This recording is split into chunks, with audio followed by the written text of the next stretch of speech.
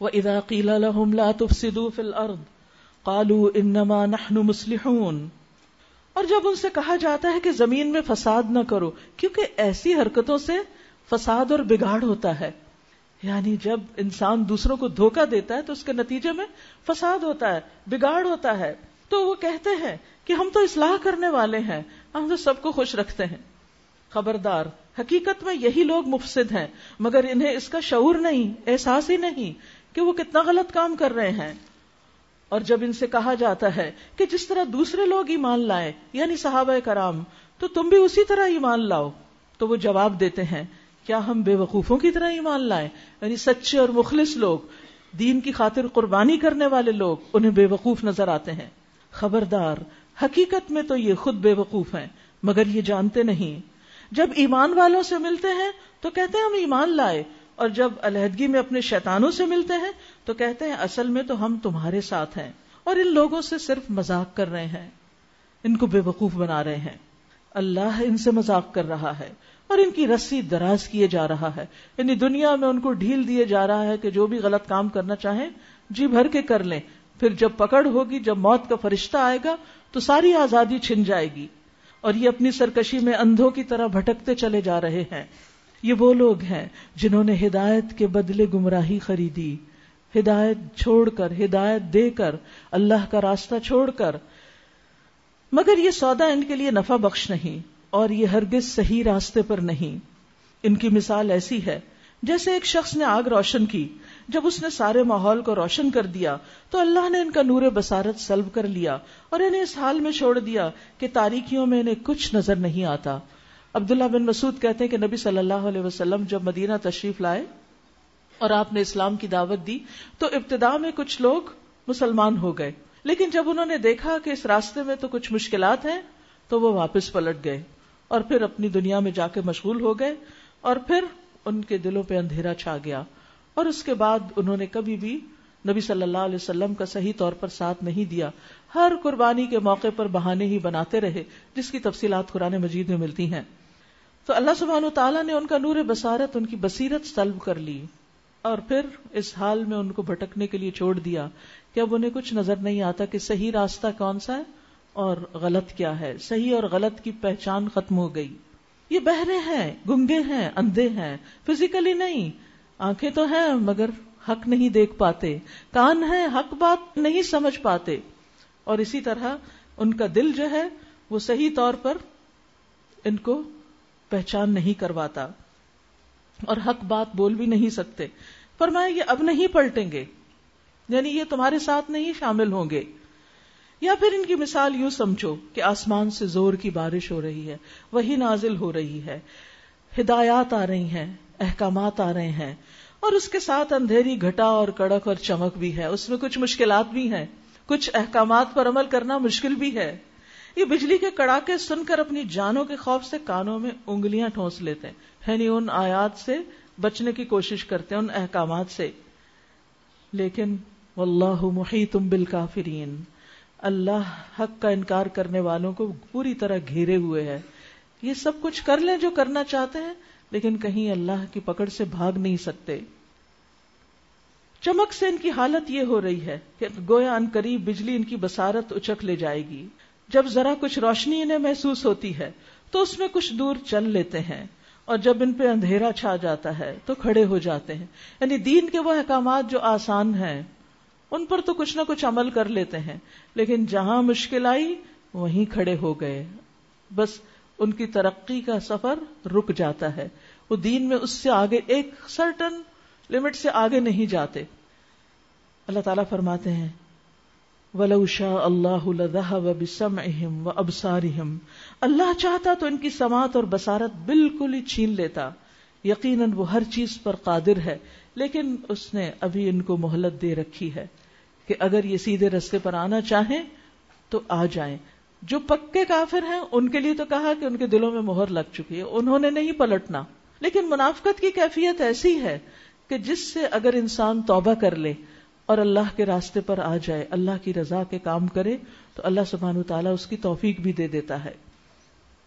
پھر تمام انسانیت کو خطاب ہے یا ایھا الناس اعبدوا ربکم الذی خلقکم والذین من قبلکم لعلکم تتقون.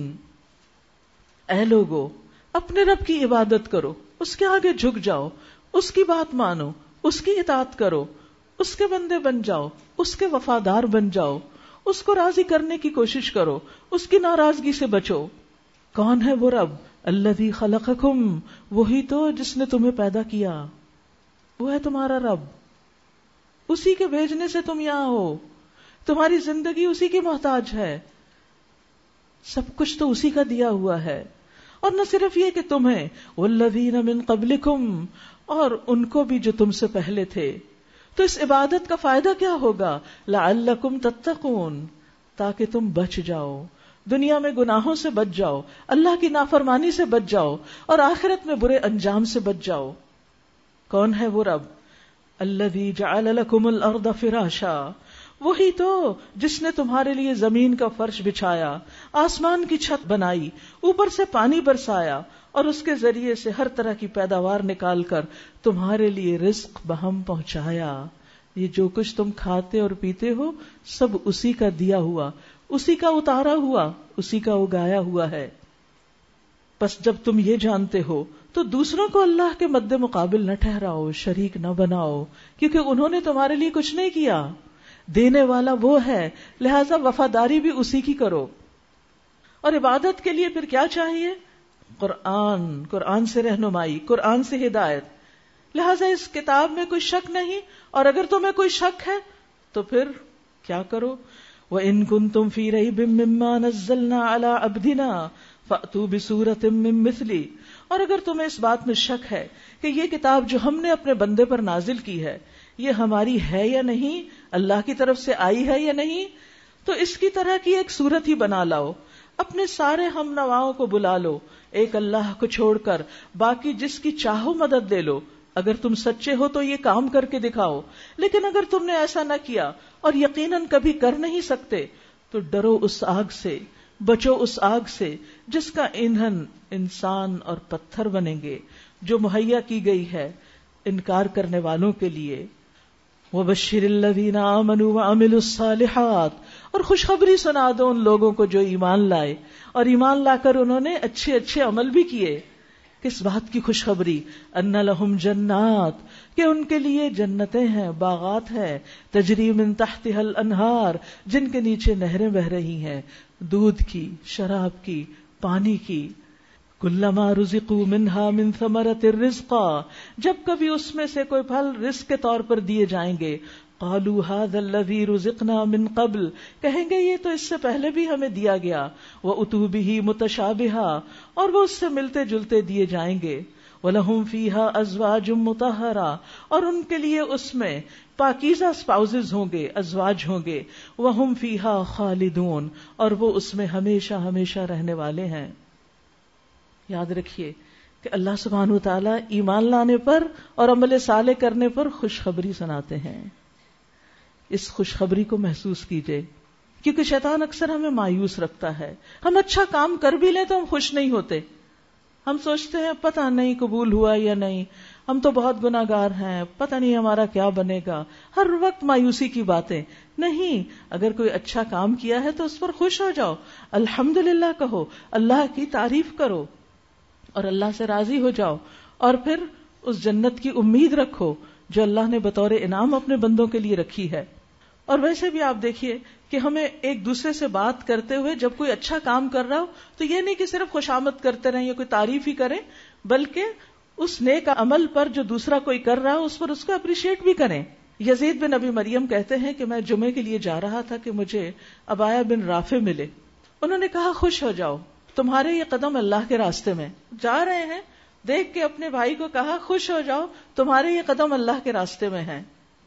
میں نے ابو ابس کو یہ کہتے ہوئے سنا کہ رسول اللہ صلی اللہ علیہ وسلم نے فرمایا، جس شخص کے دونوں پاؤں اللہ کے راستے میں غبار آلود ہوں اس پر آگ حرام ہے.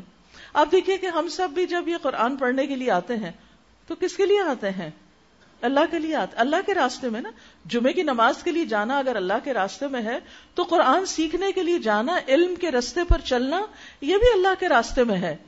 تو ایک دوسرے کو ہمیں خوشخبری سنانی چاہیے ایک دوسرے کو اپریشیٹ کرنا چاہیے اور اس پر خوش ہونا چاہیے، کیونکہ عام طور پر ہم صرف ڈرانے کی باتیں زیادہ کرتے ہیں.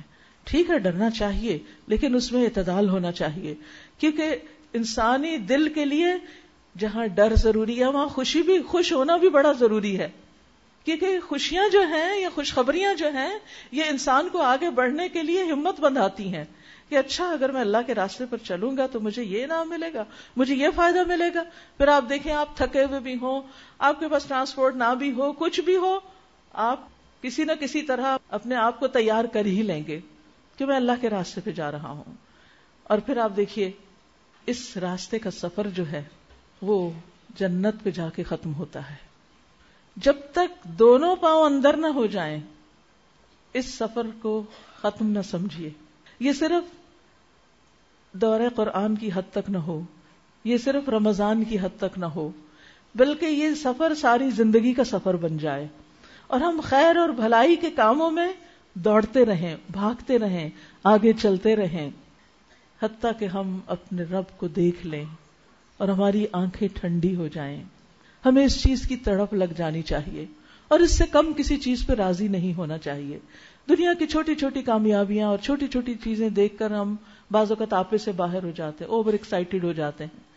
نہیں، ہر چیز ٹھیک ہے، یہ بھی نعمتیں ہیں، الحمدللہ، اللہ کا شکر. اور ان نعمتوں کو دیکھ کر بھی دل اللہ کی محبت سے بھر جائے کہ جس نے مجھے عطا کی. تو یہ جو دل کی خوشی ہے اللہ کو پہچان کر جو نصیب ہوتی، اور یہ جو اللہ کی محبت سے دل خوش رہتا ہے، یہ کسی اور چیز سے خوش نہیں ہو سکتا. کیونکہ آنکھوں کی خوشی کے لیے بھی کچھ چیزیں ہوتی ہیں، کانوں کی خوشی کے لیے بھی کچھ ہوتا ہے، زبان پر بھی کچھ اچھے ذائقے انسان کو خوش کرتے ہیں، لیکن دل کی خوشی تو اللہ کی محبت کے ساتھ ہے. دل کبھی خوش رہ ہی نہیں سکتا جب تک اس کو اللہ کی محبت کی چاشنی اور سویٹنس نہ ملے. تو اس کا جائزہ لیتے رہیے، کہیں اس میں کمی ہونے لگے تو اللہ کے راستے پہ دوڑیے، وہ چاشنی لوٹ آئے گی، وہ ٹھنڈک لوٹ آئے گی. ان اللہ لا یستحیی ان یضرب مثلا ما بعوضۃ فما فوقها. ہاں اللہ اس سے ہرگز نہیں شرماتا کہ مچھر یا اس سے بھی حقیر تر کسی چیز کی مثال بیان کرے. جو لوگ حق بات قبول کرنے والے ہیں وہ انہی مثالوں کو دیکھ کر جان لیتے ہیں کہ یہ حق ہے جو ان کے رب ہی کی طرف سے آیا ہے، اور جو ماننے والے نہیں وہ انہیں سن کر کہنے لگتے ہیں کہ ایسی مثالوں سے اللہ کو کیا سروکار. اس طرح اللہ ایک ہی بات سے بہت سے لوگوں کو گمراہی میں مبتلا کر دیتا ہے اور بہت سے لوگوں کو ہدایت کی راہ دکھاتا ہے، اور گمراہی میں وہ انہی کو مبتلا کرتا ہے جو فاسق ہیں. کون ہے فاسق؟ اللہ کے عہد کو مضبوط باندھ دینے کے بعد توڑ دیتے ہیں. اللہ نے جسے جوڑنے کا حکم دیا اسے کاٹتے ہیں، خاص طور پر رشتے داریاں، اور زمین میں فساد برپا کرتے ہیں. حقیقت میں یہی لوگ نقصان اٹھانے والے ہیں. تو یاد رکھیے اللہ سے وعدہ چاہے لا الہ الا اللہ کا ہے یا پھر کوئی بھی نظر یا منت یا کوئی بھی عہد اللہ سے کیا، کبھی بھی کیا، اگر اس میں کچھ کمی آ گئی تو اس کی تجدید کر لیجئے. کیونکہ معاملہ دو بندوں کے بیچ میں نہیں ہے، ایک طرف بندہ ہے ایک طرف رب ہے. بہت بڑی ہستی کے ساتھ ہے ہمارا معاہدہ، اس میں کمی نہ آئے. اور صرف وہاں نہیں، پھر بندوں کی طرف بھی کہ اللہ سبحانہ وتعالیٰ نے جہاں جہاں جس چیز کو جوڑنے کا جو کرنے کا حکم دیا اس کو بھی کرتے رہیں، ورنہ زمین میں فساد ہوگا. اب دیکھیے خاندانوں میں فساد، بگاڑ، تعلقات کی خرابی، بدمزگی کیوں ہے؟ کیونکہ بندے بندوں کا حق نہیں دے رہے جو اللہ نے ان کے ذمہ لازم کیا. نتیجہ کیا ہے؟ اللہ تعالیٰ نے صاف فرما دیا اولئک ھم الخاسرون، یہی خسارے میں ہے. آپ دیکھیے کہ کتنی ہی جگہوں پر روز قتل و غارت ہوتی ہے. کیوں یہ فساد؟ کیوں؟ یہ اللہ کی نافرمانی سے شروع ہوتا ہے. یہ چھوٹی سی چیز سے شروع ہوتا ہے اور بہت بڑا بن جاتا ہے، اور بنیادی طور پر انسانوں کو ان کے حق نہ دینے کی وجہ سے ہوتا ہے. کیف تکفرون باللہ، تم کس طرح اللہ کا انکار کرو گے؟ وکنتم امواتا، حالانکہ تم مردہ تھے. فاحیاکم، اس نے تمہیں زندگی بخشی. ثم یمیتکم، اس زندگی کے بعد پھر تمہیں موت دے گا. ثم یحییکم، پھر تمہیں زندگی دے گا. ہاں ایک اور زندگی ہے. ثم الیہ ترجعون، پھر اسی کی طرف تم لوٹائے جاؤ گے. موت اس کی طرف واپسی کا نام ہے. اسی لیے ہم کہتے ہیں انا للہ و انا الیہ راجعون. ہم سب اس دنیا میں ہمیشہ کے لیے نہیں آئے. یہ جو بھی بہاریں ہیں ہمارے آس پاس یہ ہمیشہ کے لیے نہیں ہیں. ہمیں واپس جانا ہے اور اس واپسی کی تیاری کرنی ہے. هو الذی خلق لکم ما فی الارض جمیعا، وہی تو ہے جس نے تمہارے لیے زمین کی ساری چیزیں پیدا کی. پھر اوپر کی طرف توجہ فرمائی. ثم استوى الى السماء فسواهن 7 سماوات، پھر اس نے ان کو 7 آسمان برابر بنا دیا. وَهُوَ بِكُلِّ شَيْءٍ عَلِيمٌ، اور وہ ہر چیز کو خوب جاننے والا ہے، ہر چیز کا خوب علم رکھتا ہے. آپ دیکھیے کہ انسان کا علم کیا ہے. ان انسانوں کے علم سے ہم کیسے کیسے متاثر ہوتے ہیں جو کچھ نہ کچھ کہیں نہ کہیں کسی چیز کی ڈسکوری کر کے ہمارے سامنے لے آتے ہیں. اور وہ صرف اس نون یونیورس کی، اس آسمان تک کی چیزیں جو ابھی تک پوری طرح انسان نے نہیں جانی. کہاں اس آسمان کے اوپر ایک اور، پھر اور، پھر اور، پھر اور، پھر اور، پھر اور 7 آسمان، اور پھر اس کے اوپر جنت الفردوس، اور اس کے اوپر رب کا عرش، اور اس عرش پر ہمارا رب، عظیم عرش کا مالک، عظیم رب. وہی ہے جس نے ہمیں پیدا کیا اور جس کی طرف ہمیں لوٹ کر جانا ہے. اور وہ سب کچھ جانتا ہے کہ اس کی کون سی مخلوق کہاں کیا کر رہی ہے. وہ ہمارے دل کے ارادوں اور خیالات اور نیتوں کو بھی جانتا ہے، ہماری سوچوں سے بھی واقف ہے. وہ ہمارے جسم کے اندر کیا کچھ ہو رہا ہے ان سب چیزوں سے واقف، کس جہان میں کون سی مخلوق کیا کری ان سب چیزوں سے واقف ہے. اس کے علم نے ہر چیز کا احاطہ کر رکھا ہے، ہر چیز کو گھیر رکھا ہے. کوئی چیز اس کے علم سے باہر نہیں. ہر عالم سے بڑا عالم ہے وہ. پھر انسان کی تخلیق کا واقعہ ہے. وَإِذْ قَالَ رَبُّكَ لِلْمَلَائِكَةِ إِنِّي جَاعِلٌ فِي الْأَرْضِ خَلِيفَةً. پھر ذرا اس وقت کا تصور کرو جب تمہارے رب نے فرشتوں سے کہا تھا کہ میں زمین میں ایک خلیفہ بنانے والا ہوں. انہوں نے عرض کیا کیا آپ زمین میں کسی ایسے کو مقرر کرنے والے ہیں جو اس کے انتظام کو بگاڑ دے گا، فساد کرے گا اور خون ریزیاں کرے گا، قتل و غارت کرے گا. آپ کی حمد و ثنا کے ساتھ تسبیح اور آپ کی پاکی تو ہم بیان کر ہی رہے ہیں. فرمایا میں جانتا ہوں جو کچھ تم نہیں جانتے. کیوں؟ اس لیے کہ وَهُوَ بِكُلِّ شَيْءٍ عَلِيمٌ. تم نہیں جانتے کہ انسان صرف فساد نہیں کرے گا، وہ بہت اچھے اچھے کام بھی کرے گا. اس کے بعد اللہ سبحانہ وتعالی نے آدم علیہ السلام کو ساری چیزوں کے نام سکھائے، ان کو علم عطا کیا. انسان کے لیے سب سے بڑی دولت ایمان کے بعد علم ہے. ایمان کا راستہ بھی جنت تک جاتا ہے اور علم کا راستہ بھی. من سلک طریقا یلتمس فیہ علما سہل اللہ لہ طریقا الی الجنہ.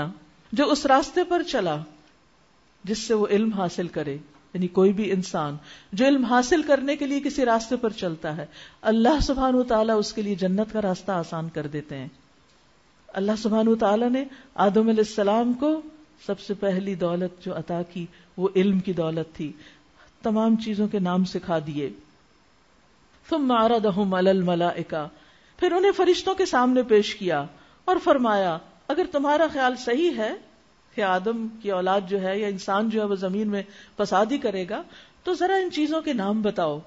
انہوں نے عرض کیا قالوا سبحانک لا علم لنا الا ما علمتنا انک انت العلیم الحکیم. سبحانک، پاکی تو تیرے ہی لیے ہے، تو پاک ہے. ہمارے پاس کچھ علم نہیں مگر وہی جو تو نے ہمیں سکھا دیا. بے شک تو ہی خوب جاننے والا ہے، خوب حکمت والا ہے. یعنی صرف علم نہیں، حکمت بھی رکھتا ہے. یاد رکھیے علم کو اللہ ہی کی طرف منسوب کرنا چاہیے. ہمارے پاس جو بھی کوئی علم ہے وہ دراصل اللہ ہی کا دیا ہوا ہے، اسی نے ہم پر یہ کھولا. جب انسان یہ سمجھتا ہے کہ یہ سب کچھ مجھے اللہ نے دیا ہے تو پھر علم کا تکبر اور غرور نہیں آتا، کیونکہ بدترین تکبر علم کی بنا پر تکبر ہوتا ہے، عبادت کی بنا پر کہ میں سب سے اچھا ہوں اور میں سب سے زیادہ جانتا ہوں. آئی نو. اب دیکھیے یہ جملہ کتنا زیادہ ہم بولتے ہیں اور یہ بہت پولائٹ جملہ نہیں. اور حقیقت یہ ہے کہ جس شخص کو بھی کوئی علم کی بات پوچھی جائے تو اول تو یہ کہ اگر نہیں جانتا تو کہے کہ لا ادری، مجھے نہیں معلوم.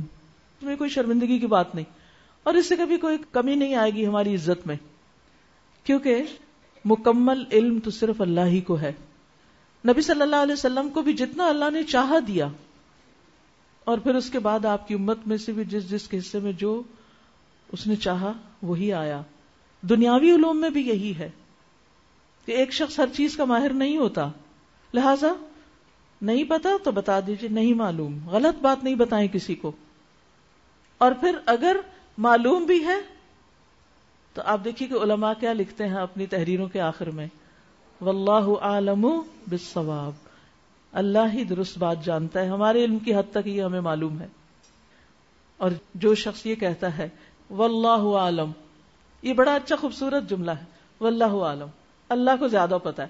جب کوئی آپ کے سامنے کسی کی بات کرے اور آپ سمجھے کہ یہ کچھ ٹھیک نہیں تو آپ تصدیق مت کریں، آپ کہ واللہ عالم، اللہ کو پتا ہے، مجھے نہیں معلوم کہ اس بات کی کیا حقیقت ہے. اور کبھی خود کو بڑا عالم بھی نہ سمجھے. عباس بن عبد المطلب سے روایت ہے، کہتے ہیں کہ رسول اللہ صلی اللہ علیہ وسلم نے فرمایا، یہ دین غالب ہوگا یہاں تک کہ سمندروں کے پار چلا جائے گا، گھوڑوں کو اللہ کی راہ میں مصروف کر دیا جائے گا. پھر ایسے لوگ آئیں گے جو قرآن پڑھیں گے اور پڑھنے کے بعد کہیں گے ہم نے قرآن پڑھ لیا ہے، ہم سے زیادہ پڑھنے والا کون ہے، ہم سے زیادہ علم والا کون ہے. یعنی قرآن پڑھ کر تکبر میں مبتلا ہو جائیں گے. پھر آپ نے اپنے صحابہ کی طرف متوجہ ہو کر فرمایا، تمہارا کیا خیال ہے، ان میں کوئی خیر ہوگی؟ سبحان اللہ، یعنی جس کو اپنے قرآن پڑھنے پر ہی بڑا مان ہے، میں نے قرآن پڑھا ہوا ہے، یعنی گویا میں سب سے زیادہ جانتی ہوں. یہ زوم، یہ تکبر، یہ بڑائی کا احساس انتہائی خطرناک ہے. تو آپ نے فرمایا جو لوگ یہ کہیں گے تمہارا کیا خیال ہے، ان کے اندر کوئی خیر ہوگی؟ انہوں نے کہا نہیں. آپ نے فرمایا یہ لوگ تم میں سے ہوں گے، یعنی یہ لوگ اس امت میں سے ہوں گے، یہ لوگ آگ کا ایندھن ہوں گے. یہ علم کے باوجود آگ، جی ہاں، جب علم پر تکبر ہونے لگے، جب اپنے آپ کو انسان بڑی چیز سمجھنے لگے، جب اس تھوڑے سے علم کی بنا پر لوگوں سے عزت ڈیمانڈ کرنے لگے، یعنی اپنی بڑائی کا احساس، اپنے دل میں یہ سوچے میں بہت کچھ جانتا ہوں، میں تو بڑا نیک ہوں، میں تو دوسروں سے بہت اچھا ہوں، یہ سب لوگ تو کچھ نہیں جانتے.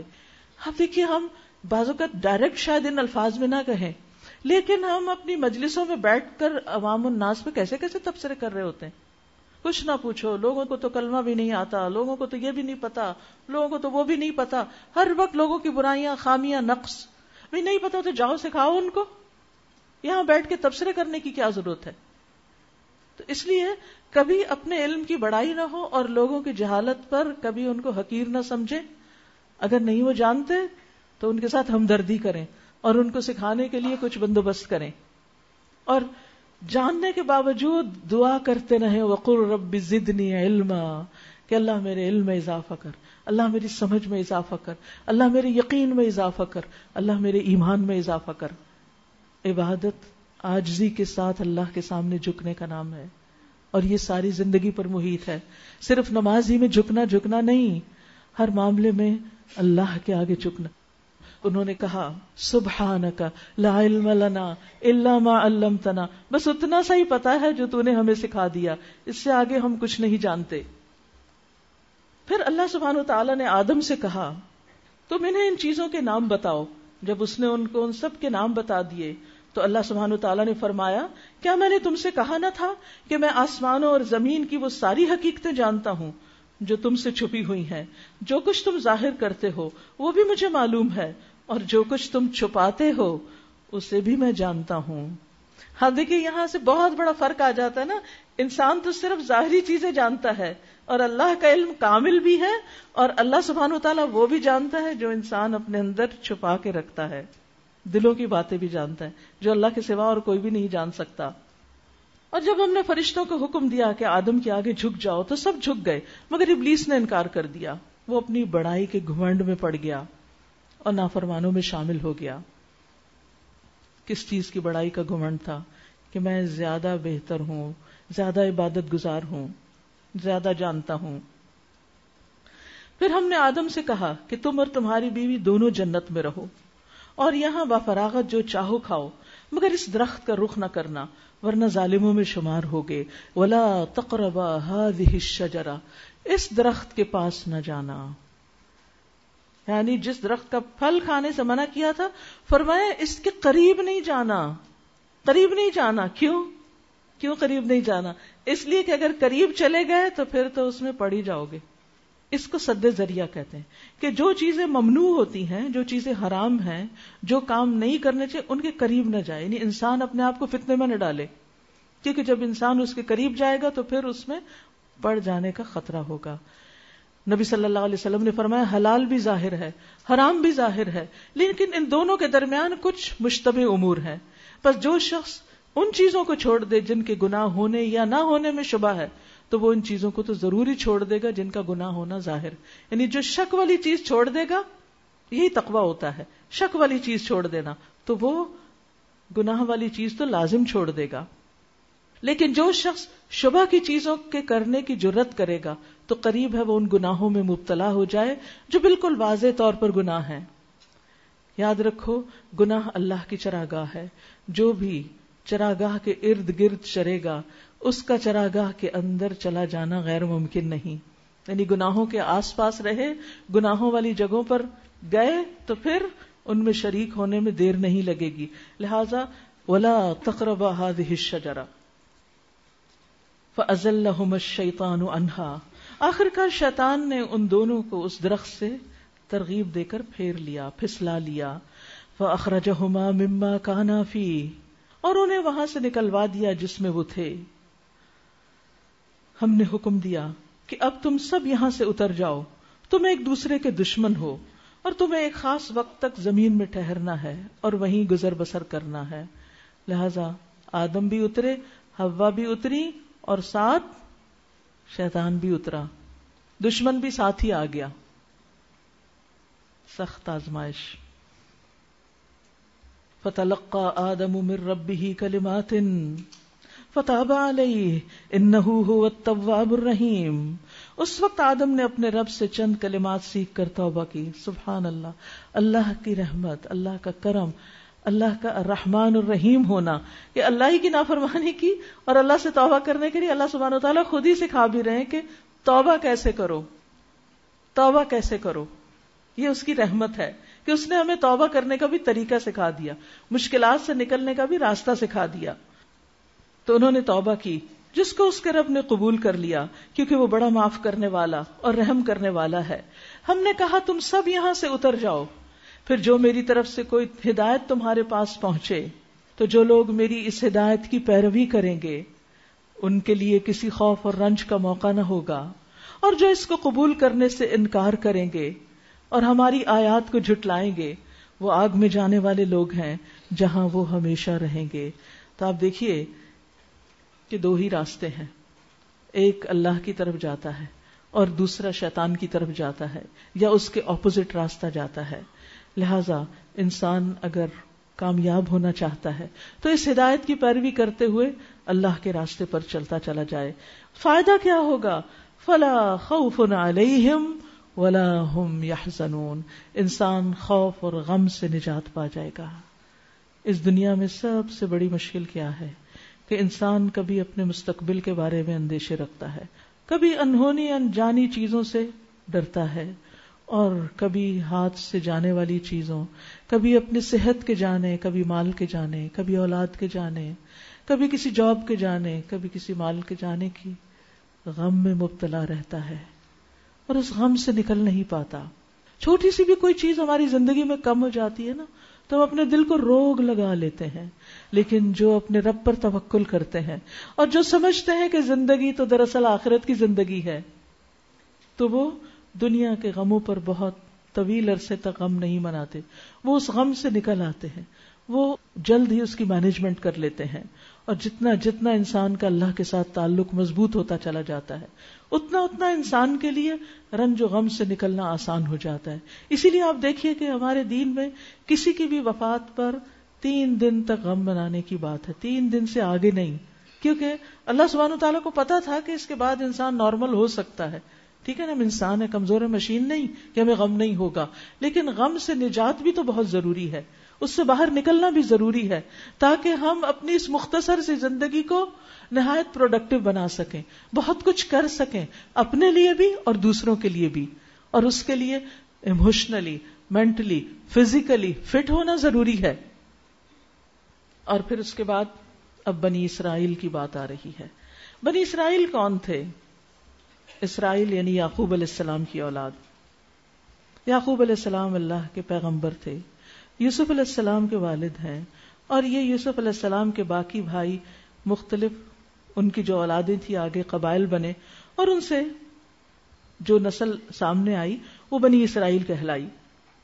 یا بنی اسرائیل، امت محمد صلی اللہ علیہ وسلم سے پہلے امامت بنی اسرائیل کے پاس تھی. نبی صلی اللہ علیہ وسلم جب مدینہ تشریف لے گئے تو وہاں پر بنی اسرائیل کے 3 قبائل تھے، بنو قینقاع، بنو نذیر اور بنو قریظہ. تو نبی صلی اللہ علیہ وسلم پر یہ لوگ ایمان نہیں لائے تھے سوائے چند ایک جیسے عبداللہ بن سلام وغیرہ. یہ سورت مدنی سورت ہے، تو اس میں براہ راست بنی اسرائیل کو خطاب کر کے، خصوصاً مدینہ کے جو بنی اسرائیل تھے، یہود تھے، ان کو خطاب کر کے اللہ سبحانہ وتعالیٰ نے ان کو ان کی تاریخ بھی یاد دلائی اور انہیں نبی صلی اللہ علیہ وسلم پر ایمان لانے اور آپ کا ساتھ دینے کی ترغیب بھی دلائی. لیکن ہم دیکھتے ہیں کہ پھر انہوں نے کیا کیا. تو اب مسلسل کئی آیات تک ان کا تذکرہ ہوگا. یا بنی اسرائیل اذکروا نعمتی التی انعمت علیکم، اے بنی اسرائیل ذرا خیال کرو میری اس نعمت کا جو میں نے تمہیں عطا کی تھی. یعنی تمہیں نعمتیں بھی عطا کی دنیاوی اور بادشاہت بھی عطا کی، اور سب سے بڑھ کر نبوت، بے شمار انبیاء تمہارے درمیان بھیجے، تمہیں ہدایت عطا کی. وَأَوْفُوا بِعَهْدِي أُوفِ بِعَهْدِكُمْ، میرے ساتھ تمہارا جو عہد تھا اسے تم پورا کرو تو میرا جو عہد تمہارے ساتھ تھا اسے میں پورا کروں گا، اور مجھی سے تم ڈرو. اس سے پتہ چلتا ہے کہ اگر انسان چاہتا ہے کہ اللہ اس کے ساتھ کیے ہوئے وعدے، جو جنت کے وعدے ہیں، نعمتوں کے وعدے ہیں، وہ پورے کرے، تو پھر بندوں کو اس کے لیے کیا کرنا چاہیے؟ اللہ سے کیے ہوئے وعدوں کو پورا کریں اس دنیا میں. اور میں نے جو کتاب بھیجی ہے اس پر ایمان لاؤ. یہ اس کتاب کی تائید میں ہے جو تمہارے پاس پہلے سے موجود ہے، لہذا سب سے پہلے تم ہی اس کے انکار کرنے والے نہ بن جاؤ. تھوڑی قیمت پر میری آیات کو نہ بیچ ڈالو، یعنی دین سے دنیاوی فائدے مت حاصل کرو، اور میرے غضب سے بچو. باطل کا رنگ چڑھا کر حق کو مشتبہ نہ بناؤ، اور نہ جانتے بوجھتے حق کو چھپانے کی کوشش کرو. نماز قائم کرو. یہ کون سا حق تھا جو ان کے پاس تھا؟ نبی صلی اللہ علیہ وسلم کی آمد کی بشارت تھی. ان کو چاہیے تھا کہ وہ آپ کی تصدیق کرتے اور آپ کا انکار کرنے والوں کو بھی سمجھاتے کہ یہ سچے رسول ہیں، ہم ان پر ایمان لا رہے ہیں، تم بھی ایمان لاؤ. تو لوگوں کے لیے کتنی آسانی ہو جاتی. لیکن انہوں نے ہی حسد کی بنا پر سب سے پہلے انکار کر دیا اور دوسرے لوگوں کا راستہ انہوں نے بند کر دیا. وَأَقِيمُوا الصَّلَاةَ، اور نماز قائم کرو اور زکوٰۃ دو، اور جو لوگ میرے آگے جھک رہے ہیں ان کے ساتھ تم بھی جھک جاؤ. تم دوسروں کو تو نیکی کا راستہ اختیار کرنے کے لیے کہتے ہو مگر اپنے آپ کو بھول جاتے ہو. بہت بڑا سبق ہے ہم سب کے لیے جو دوسروں کو نصیحتیں کرتے ہیں، پہلے خود اس پر عمل کریں. حالانکہ تم کتاب کی تلاوت کرتے ہو، کیا تم عقل سے بالکل ہی کام نہیں لیتے؟ یعنی وہ شخص انتہائی نہ سمجھ ہے تو جو دوسروں کو کسی کام سے روکے اور خود وہی کام کر رہا ہو. وَاسْتَعِينُوا بِالصَّبْرِ وَالصَّلَاةِ، اور صبر اور نماز سے مدد لو. یعنی جب مشکل آئے تو صبر کرو، انتظار کرو، اپنے آپ کو روکو اور اللہ سے مدد مانگو، نماز کی طرف دوڑو. نبی صلی اللہ علیہ وسلم کو جب کچھ مشکل پیش آتی تو آپ نماز کی طرف دوڑتے. ہم سب اپنا جائزہ لیں، جب ہماری زندگی میں کچھ مشکل آتی ہے تو ہم کیا کرتے ہیں؟ اور ہاں، یہ نماز بھاری ہے، مشکل کام ہے.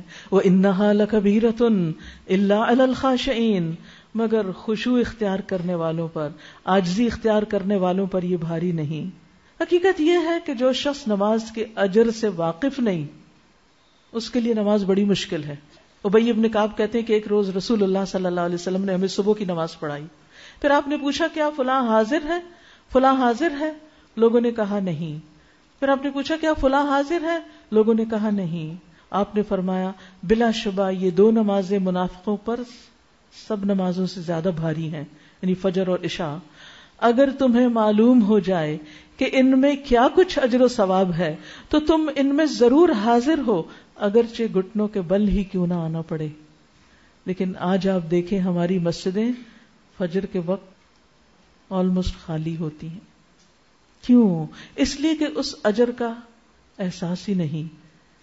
اگر پتہ چل جائے کہ فجر کے لیے مسجد میں نماز پڑھنے کا اور حاضر ہونے کا کتنا اجر و ثواب ہے تو گھٹنوں کے بل کے رینگ رینگ کے بھی چلیں، گاڑی نہ ہو تو پیدل بھی جائیں، پہنچیں کسی نہ کسی طرح، اس کا انتظام کریں، اس کے لیے پلان کریں. لیکن اتنی مردنی چھائی ہوئی ہے، شہر سو رہا ہوتا ہے، رات کو جاگ رہا ہوتا ہے، فجر کے وقت سو رہا ہوتا ہے. پھر رحمتیں کہاں سے آئیں، برکتیں کیسے نازل ہوں؟ جب اتنی برکت، اتنی بڑی نعمت، اتنا بڑا اجر و ثواب صبح کے وقت ہی کھو دیا، دن کا آغاز ہی خسارے سے کیا، تو پھر آگے کیا ہوگا؟ تو خاشعین کون ہوتے ہیں؟ الذین یظنون انہم ملاقو ربہم، یہ وہ لوگ ہیں جو اس بات کا یقین رکھتے ہیں کہ وہ اپنے رب سے ملاقات کریں گے اور وہ اسی کی طرف واپس جانے والے ہیں. آج مسجد نہیں جاتے، آج باہر نہیں جاتے، نماز نہیں پڑھتے، صبح نہیں اٹھتے، تو ایک دن تو ہمیں واپس جانا ہی ہے نا. آج اللہ کی ملاقات نہیں کرتے تو کل تو اللہ کے سامنے جا کے کھڑے ہونا ہی ہے. اس کی تیاری آج کر لینی چاہیے.